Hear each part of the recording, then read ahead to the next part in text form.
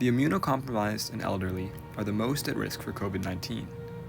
This was a sentence we've all heard many times over. But something a lot of us haven't stopped to think about is who the pandemic put the most at risk mentally. The answer are youth. A study by JAMA Pediatrics showed that out of a group of 2,330 school kids, about 20% of them developed anxiety and showed symptoms of depression. The youth of our generation have been hit the hardest by the pandemic because the stability of the adult world they relied on in order to be kids has crumbled away. But there's hope. Student musicians were the happiest of their peers during the pandemic. It's a weird thing to say, to be happy during COVID. But a study by the Academy of Music in Slovenia showed that out of their peers in sports, STEM, and humanities, students in music were the most satisfied with their lives and felt the least impacted by the pandemic. So what's the story that connects the dots? What's so special about music that can explain a happier student in the midst of a pandemic? To find out, I went back to my hometown. In Long Island, New York, there exists a conglomerate of powerhouse public high schools. These schools share a few major things in common. Every year, they always send dozens of students to the top universities. They all have top-notch research programs where students do amazing things like discover planets. And they all have pretty great music programs. My school, Herrick's High School, happens to be one of them. And our school goes pretty hard with music with an orchestra program that's nationally recognized. So who's the person behind this program? Meet Catherine Burke. Pug enthusiast, costume extraordinaire, and my old orchestra teacher. I've been a violinist my whole life. My mom handed me a violin when I was 4 and said, "You do this now." And when I was in high school, I knew I wanted to teach. I don't really remember how that happened, but I think I was surrounded by just so many fabulous teachers, and I just knew I wanted to play and I wanted to teach, and so it was just very easy for me to plan my future, and I did. So I went into music ed. I was very lucky. I got my first job right out of school, teaching middle school orchestra in the Manhasset School District, which is a neighboring district. And then after 3 years there, the Herrick's High School orchestra position opened up. And it was kind of like, I likened it to like a Supreme Court job. Like whoever got that position was gonna die on the bench, like never retire, never leave. So it was a once in a lifetime kind of opportunity. So I threw my hat in the ring, not thinking much of it. And I've been here ever since. This is my eighth year teaching the Herrick's High School Orchestra program. And it's just the best thing you could possibly imagine. There's no such thing as a bad day. There's only busy days or slightly less busy days. And she was right. There were never any bad days. Well, until COVID hit. Then all of a sudden the days went from great to bad to worse and then to complete crap. Stuck at home, so many of us felt helpless, including Catherine Burke. But, like the superhuman of a person she was, one day, she simply decided that enough was enough. So the first thing that I started doing when we first went virtual, I'm talking like late March, early April 2020, was I started personally, in all of my newfound free time from never leaving the house, making what I called Corona jams. And I would record myself, and I was experimenting with an app called Acapella so I could play chamber music with myself. And every day I would post something on like my teacher Instagram, which is a public Instagram page that I keep where my students can follow, and I don't follow them back. And it was so fun. It was one of the most like joyful things I did. And every single day I would post a video. And I think it was my personal having fun, making videos, sharing them by posting on social media, that sort of just gave me the optimism that was necessary to then go and do that with students. Because I think a lot of adults were too fearful themselves to like start creative projects. And I feel like if you can't do it yourself, it's very unlikely that you're going to be able to then take it and give it to students. So once I got a little bit more comfortable using some simple video apps. I did a little bit of like, I'm talking like a quick Google search of like the best apps for beginning video editing that were more powerful than iMovie, but less powerful than having to like buy Final Cut Pro or something like that, that I just felt like I was not equipped to learn and also didn't want to spend hundreds of dollars. So I found an option called KineMaster, which was free. And I downloaded it for free and started playing around with it just myself and had the best time, created a couple of cute projects. They were all super clunky. And I thought, you know, let me try this whole Brady Bunch virtual orchestra thing. Because at that point, a couple of them had already come out into the world and existed by people who really knew what they were doing. And I thought, well, I got nothing to lose. I'll try to make one. And if it comes out like trash, then it comes out like trash and I just won't post it. But I have a tendency to like over assume my own competence. So I went really hard, like right away.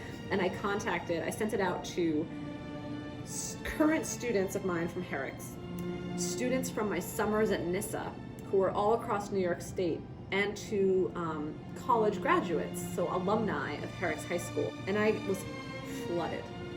I think there were 30-something students who ultimately participated in that project, from high school through college age, all over the state of New York, and some of them in other states because they were at college quarantining in other states. And so I put together a virtual orchestra project of Somewhere Out There, which is a very cute song about being together again one day. And it was so bad. Looking back on it now, the quality is just absolutely terrible. But it was synced up, it sounded good. I put the lyrics in, I was very proud of this video. And it was, the kids loved it, and people loved it, their families loved it. It even got accepted into like the Tillis Center's like virtual recital competition or something, because nobody was doing anything at this point. So like having a video of teenagers doing something was like a big deal.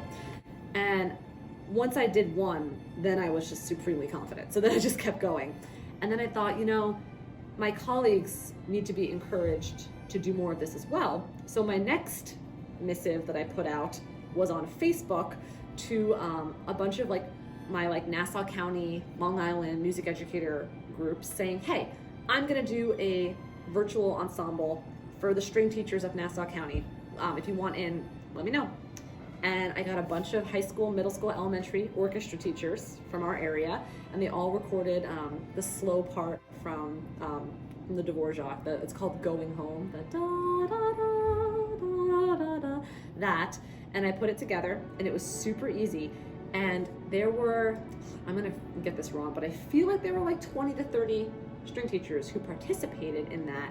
And many of those string teachers had never had to self-record with a click track before, with earbuds in, filming.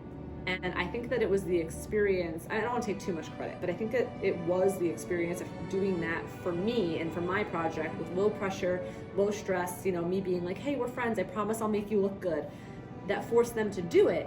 And that's exactly what they wanted their students to do, but were too afraid to do with their students. And so it gave them the experience of doing it. And just like I realized from my own experiences that I could do it, so did they. And then I started getting questions about, could I help them learn how to do this, which evolved a lot.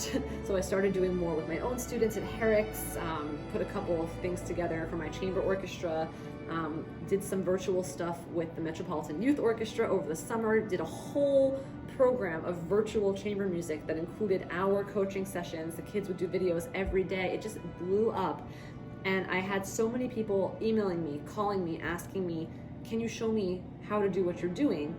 That I just filmed myself doing a 2-hour tutorial of literally how to make a virtual ensemble the easy way, not the fancy way, the easy way, the ghetto way, from start to finish.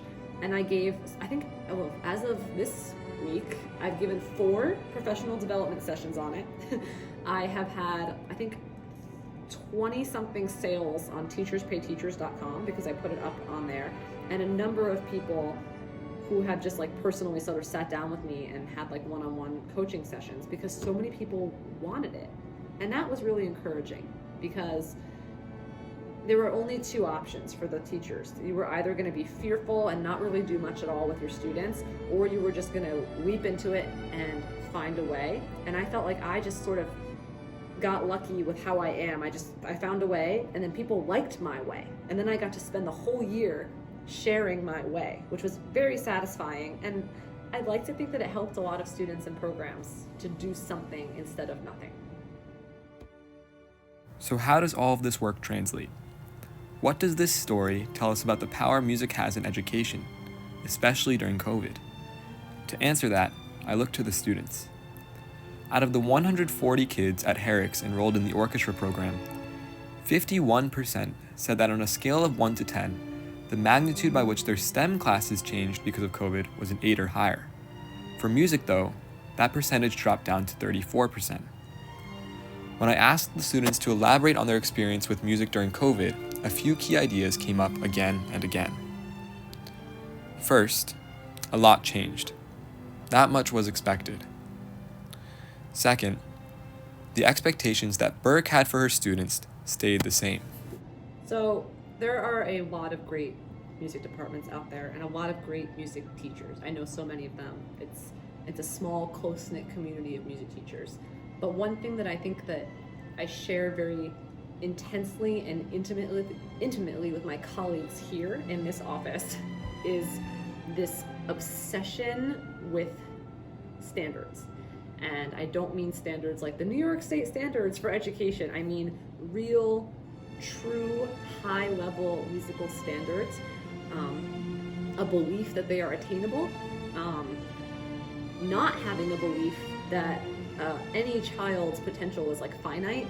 I find that so many other music programs are woefully underestimating their students, and that does not happen here. We are constantly, all three of us, I should say four because Dr. Taylor with jazz as well, constantly demanding and throwing things at our students that are very high level to a very high standard. And it means something. Students, it breeds multiple things. It breeds, first of all, high levels of excellence. And second, it kind of breeds trust, almost. Because when you're treating your student musicians like, here's the standard, I expect you to reach it, now let me help you reach it, oh look, you've reached it, now we're phenomenal. That just engenders like these strong positive feelings with the students. They like sounding good. They're smart enough to know when they sound good. They're smart enough to know when they sound slightly less than good, and they love being good. Like, there's nothing that they love more than being good.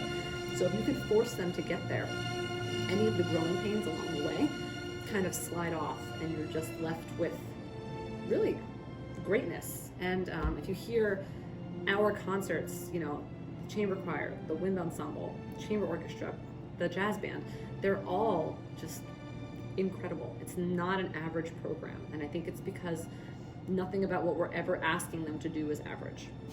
And once COVID hit, those expectations and standards weren't lowered. An article from the National Education Association helps explain the effectiveness of the strategy. They cite that carrying familiar routines over to an online environment will be comforting to the students. So upholding the same expectations of students throughout the pandemic gave many students at Herrick's a sense of familiarity they needed while so much changed. As written by the Child and Adolescent Center for Behavioral Health, expectations for behavior and academic performance are known and familiar. Another part of music that stayed continuous throughout the pandemic were the concerts and the effect they had on students. I think that something that I felt very passionately about from the beginning, like when this first happened, the world shut down, and at the beginning we thought we would go back, but once it kind of became clear that we weren't going back anytime soon, I became absolutely obsessed with the idea that I needed my students to have a product still, because I think that that's something that music education does really well, that not every other subject does. You get a lot of like, oh, it's the process. We're teaching you how to think, which is, please do that. We're teaching you how to learn. We're teaching you how to dissect an argument. We're teaching you how to write. We're teaching you how to, and it's process and process and process. And you know, you present projects and you write a paper, you have products, but there's nothing quite like that music product, that performance, that right here, right now, we are going to do this. Not, oh, you have 4 weeks to write a paper, but like, this is it. This is the moment. And that's something special that music education offers that almost got taken away. And I started doing all of this because I just refused. I didn't want to be the music teacher that left this without having a product. And so now, coming sort of out of this, it's really, I have a lot of pride looking back, and I go into my Google Drive and I have multiple folders of full virtual concerts, like 45-minute concert programs that we did, where each orchestra played 2 or 3 pieces, and we put together virtual ensembles. And we had a concert. We invited parents. Normally in our school auditorium, which is woefully small, we get 300 people in an audience for a concert, a winter concert. The winter virtual concert from last year has, I think, almost 2,000 views now. Now, YouTube views, it could be just they watched some of it, but it was a lot. And live, it was close to 1,000. And it was fun to monitor that while it was happening live and see how many people were actually watching this virtual concert, because at that time we just needed it. We wanted to feel like normal. We wanted to feel like we were having a performance. And there was something that everyone worked toward that then was a product. And I was really proud of that, and I wasn't about to stand for not having that. And I think that I'm not the only one who felt that way, and most of the other people I know who did feel that way are music teachers. According to the Northwest Evaluation Association, a global education-based nonprofit, goal setting, particularly student-owned goal setting, can be an important strategy to engage kids and develop a sense of ownership in their education that keeps them focused and motivated to move forward. Music is unique in the sense that it creates natural goals for us. The performances we give, the pieces we practice, all of it ensures that we, as musicians, are constantly looking forward.